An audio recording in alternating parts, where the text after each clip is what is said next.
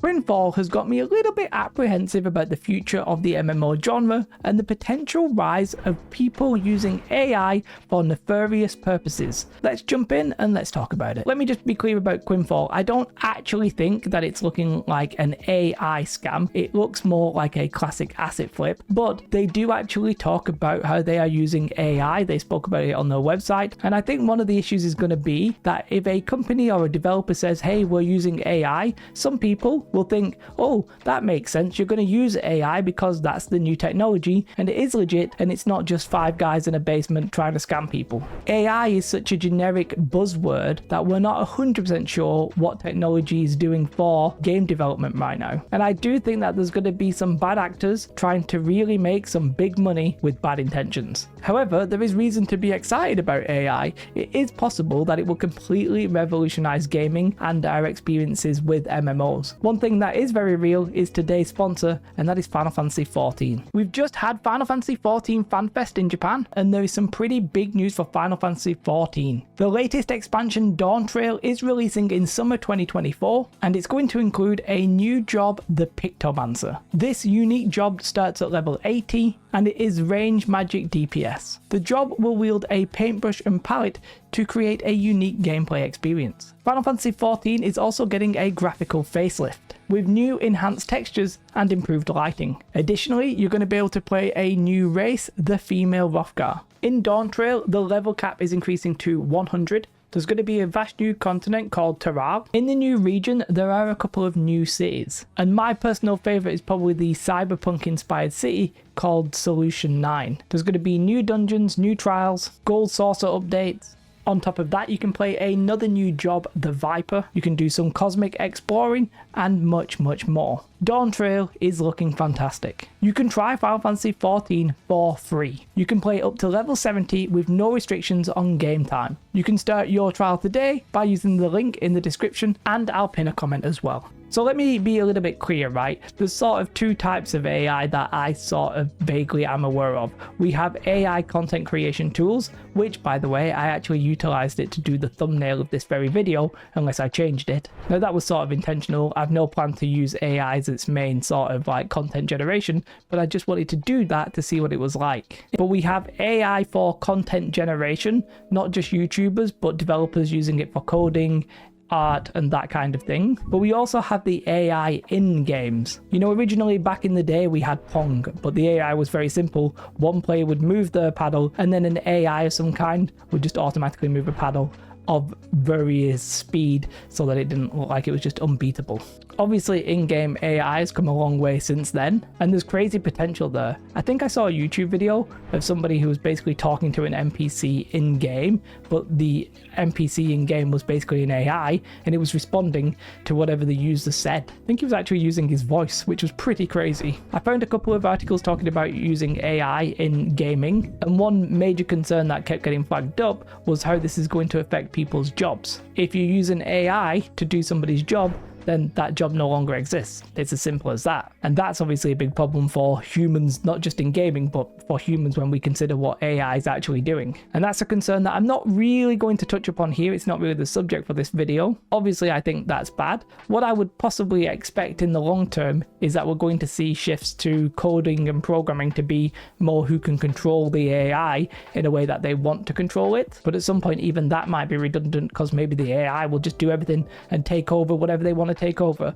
Okay, I'm getting a little bit Elon Musky there, but forgetting how I smell, you know, it's not really a big concern for me right now. But right now, companies like Ubisoft are using these tools. Whether it's going to be dialogue in-game, whether it's going to be speaking NPCs using AI voices, there's a lot that's happening. Probably stuff that I don't realize. We also have AI in testing. Apparently it's being used to catch bugs before the devs even make the errors that causes the bugs. I have no idea how that's working, but Ubisoft at this point are the only ones that I've found information of these guys doing it, but I'm pretty sure it's going to be industry-wide at this point. ChatGPT was a monumental moment, really. It went sort of like viral, and the effect of that has sort of now like petered out a little bit. But I imagine what's happening here is that a lot of companies are actually adopting the technology. So there's pros and cons with the technology in itself, But beyond that, there's a little bit of a risk for me that we're going to start seeing a rise of AI-based scams, specifically in the MMO genre. And why specifically the MMO genre? I think we're a little bit more susceptible to this because we are a little bit more starved when it comes to content than other genres. If you like shooters, then you get many of those kind of games. If you like survival games, then you get many of those. If you like RPGs, then you might not get that many, but you get enough. Big, true, popular MMOs, they don't come around often, and the ones that do generally don't cater to everybody. Well, how can a game cater to everybody? But there's generally some kind of flaw with the game. People are still looking for their dream MMO, and we haven't found it yet. And this means those bad actors, those people with mischievous intents, well, they might come along, get a group of people who can do a little bit of coding but could never make a full game, maybe a couple of people in a basement or what have you, and try and combine AI with asset flips, with maybe using Unreal Engine stock capabilities, and then try and claim that they've made an MMO and try and sell it, be it through Kickstarter, be it through early access, which I think, by the way, is what Quinfall might end up doing, or be it through other means. Unreal Engine itself, I think, could lead to scams because it's simply making creating content a little bit better and easier.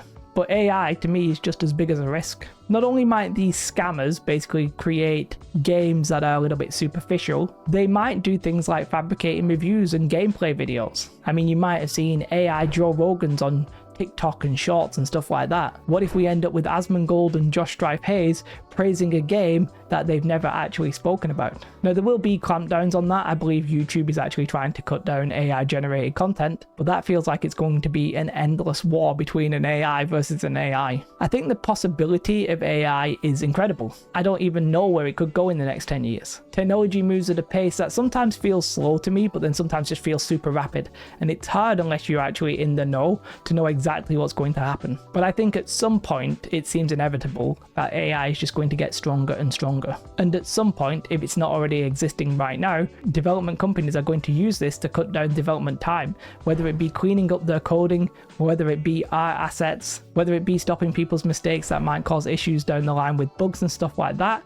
There's going to be some very serious, very useful tools that come out of it. And on top of that, we might end up with it actually being used in game to create unique experiences that we've never even envisioned before. Imagine a role-playing game where you actually experience a proper relationship with somebody. I don't mean a sexual relationship there, I mean like a friendship with an AI. People could get really lost in these kinds of worlds. I mean, that might be a sci-fi Black Mirror kind of problem, but people could get lost in these fantasy worlds. And that sort of sounds cool and mostly positive, but on the other hand, it might lead a little bit of a door open for some bad people to come along and try and take your money. What I think will happen is we'll possibly see the rise in believable, trustworthy content creators. If YouTube really does stop AI generated content, then going to Josh Strife Hayes to see what he really thinks about a game might be something you have to do if the amount of misinformation and AI driven information out there just becomes a little bit weird. For now, AI is neither an innovation or a scam, but I suspect